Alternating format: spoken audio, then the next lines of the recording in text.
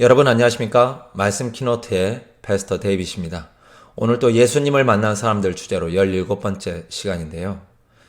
저희가 나를 믿지 아니하며 라는 주제로 여러분과 함께 말씀을 나누어 보려고 합니다. 요한복음 16장 9절 그리고 13절 두 구절을 읽어드리도록 하겠습니다. 죄에 대하여라 함은 저희가 나를 믿지 아니하며 그러나 진리의 성령이 오시면 그가 너희를 모든 진리 가운데로 인도하시리니 그가 자의로 말하지 않고 오직 듣는 것을 말하시며 장래일을 너에게 알리시리라. 두 구절 읽어드렸습니다. 굉장히 직설적으로 나와 있습니다. 무엇이 죄냐? 죄라 하면 저희가 나를 믿지 아니하며 근간에 이렇게 자매님과 함께 교제를 나누는데 저희가 좀 그런 이야기를 했어요. 사단은 절대 우리에게 하나님을 믿지 말라고 말하지 않습니다. 사단은 절대 하나님을 믿지 말아라고 말하지 않습니다. 사단은 우리에게 너 자신을 믿어라 라고 말한다는 거죠. 너 자신을 믿어라.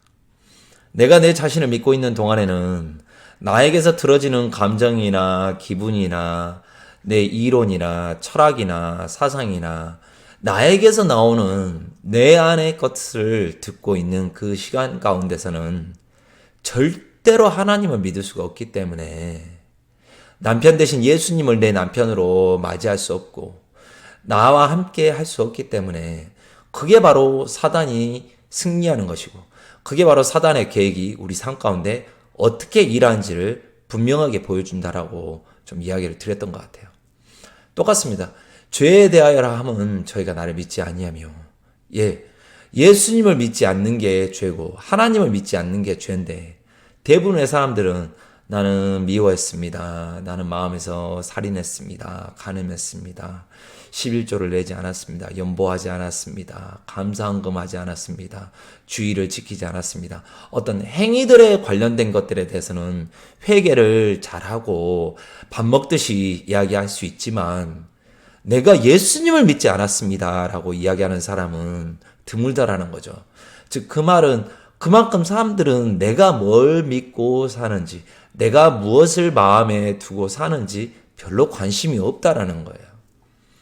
내 손에 더러운 게 묻어있으면 무엇을 만지든지 더러워지고 내가 병이 걸려있으면 내가 기침을 하고 나와 함께 하는 사람에게 병균이 옮겨질 수밖에 없는 것처럼 내 삶 가운데 내 마음 가운데 무엇을 믿고 사냐에 따라서 어떤 말씀이 내 마음을 주관하냐에 따라서 내 삶이 내 미래가 내 장래가 결정되어지고 바뀌어져 가는데 그런 것에 대해서는 회개하는 사람들이 굉장히 드물다라는 거죠. 너무 간단하게 이야기하지 않습니까?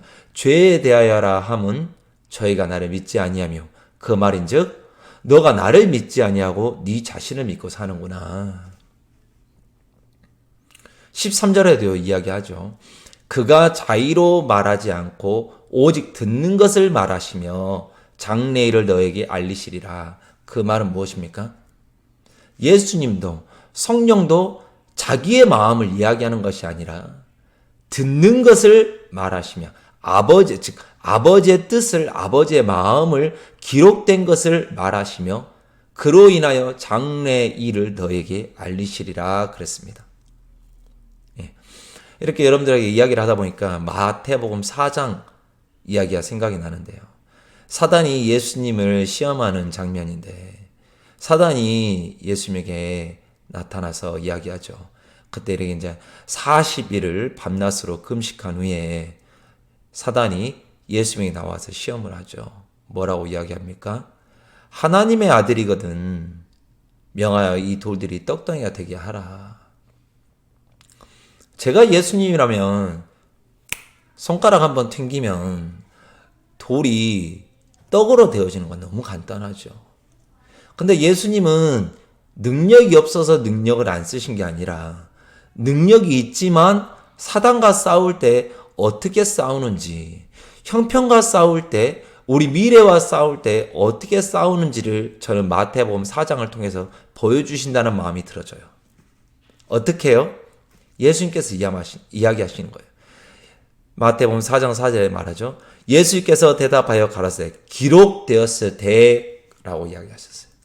기록되었으되 사람이 떡으로만 살 것이 아니요 하나님의 입으로 나오는 모든 말씀으로 살 것이라. 그 말은 무슨 말입니까? 내가 예수지만 내가 사단과 싸울 때 내 능력을 쓰지 않아. 내가 한번 손가락을 튕기면 너 사단은 사라질 수 있지만 나는 내 능력으로 너하고 싸우고 싶지 않아. 이 땅에서. 기록되었을 때 하나님 아버지께서 말씀하셨을 때 모든 사람은 어떻게 해요? 말씀으로 살 것이라 라고 말씀을 이야기하더라고요. 그러니까 이제 마귀가 또 예수님을 성으로 데려가서 성전 꼭대기에 세우고 말하죠. 네가 만일 하나님의 아들이거든 뛰어내리라. 저가 너희를 위하여 그 사자를 명하시리니 저희가 손으로 너를 받들어 발이 돌에 부딪히지 않게 하리로다. 야, 네가 진짜 하나님의 아들이면 뛰어내려봐. 뛰어내리면 왜 하나님께서 그 사자들을 보내서 너를 받아들일 거 아니냐.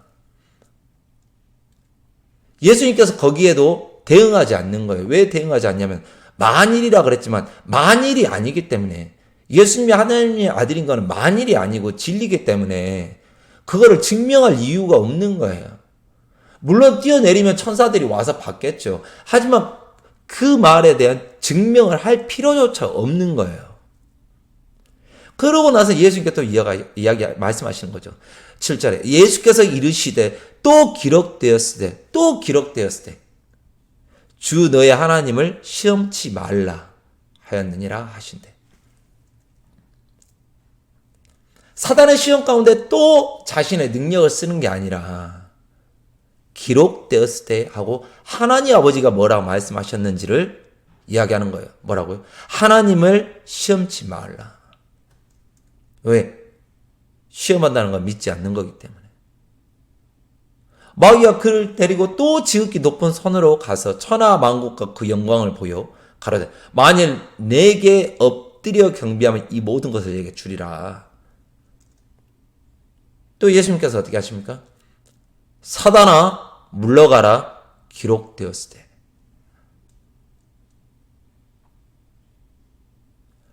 예수님은 3번의 시험 가운데 한 번도 자신의 능력을 쓰지 않았어요. 자기 것으로 사단을 이기지 않으셨어요. 오직 다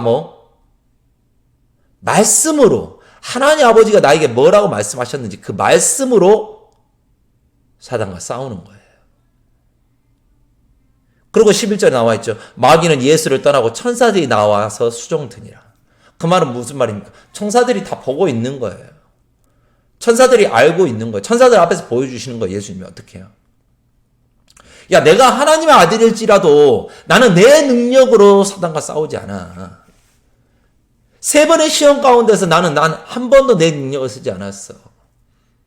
오직 듣는 것을 말하시며 듣는 것으로 사단과 싸우시더라고요. 그게 바로 우리의 신앙의 정점이란 마음이 들어지고 우리의 신앙의 정도라는 마음이 들어지는 거예요. 듣는 것으로 사는 거지 내 것으로 사는 게 아닙니다. 신앙은 내 것으로 사는 것이 아니라 내가 하는 것이 아니라 들은 그 말씀을 마음에서 믿는 것이 바로 신앙의 역사가 되어지는 거라고 믿습니다. 예수님께서 어떻게 싸우십니까? 기록되었을 때. 제가 예수님이라면 손가락 튕겼을 거예요. 야, 천사가 나와라. 저것들이 날 무시한다. 저놈을 당장 지옥의 불구덩이에 집어넣어라. 호통을 치며 화를 내며 네가 감히 나를 시험해? 네가 감히 나를 무시해? 네가 감히 나를 능욕해? 야, 나와! 처리해버려! 그게 저죠. 그게 저라는 사람의 일하는 방식인 거죠. 더럽고 추잡하고 아주 야비하며 힘으로써 능력으로써 내 것으로 싸우려 하는 것이죠. 하지만 예수님은 어떻습니까? 그렇지 않은 거예요. 기록되었을 때. 말씀으로만 살 것이요. 또 기록되었을 때 하나님을 시험치 말라 말씀하시되 사단아 물러가라. 예수님은 이 땅에 오셔서 사단과 싸울 때 자기의 능력으로 싸우지 않았습니다. 이거는 예를 들어서 우리에게 보여준 겁니다. 여러분, 많은 문제들이 있고 어려움이 있지만 여러분의 것으로 사시지 마시고 말씀이 뭐라 했는지를 마음에 되짚어 보시고 말씀을 믿을 수 있는 은혜를 입어서 여러분 삶 가운데 하나님 한 분만이 오직 역사하시고 일하시기를 간절히 바랍니다. 오늘도 부족하고 긴 영상 시청해 주신 여러분께 감사를 드립니다. 감사합니다. 안녕히 계세요.